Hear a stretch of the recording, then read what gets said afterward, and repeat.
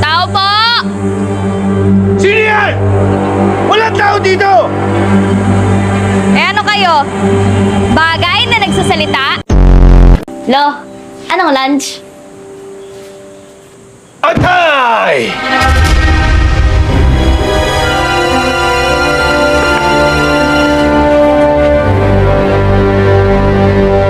Aswang ka nga! Oh, Johan! Nakakagulat ka naman! Kailan ka ba dumating? Teka. Paano ka nakapasok?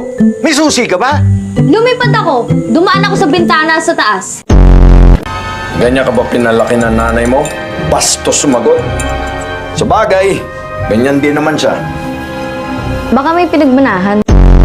Oh!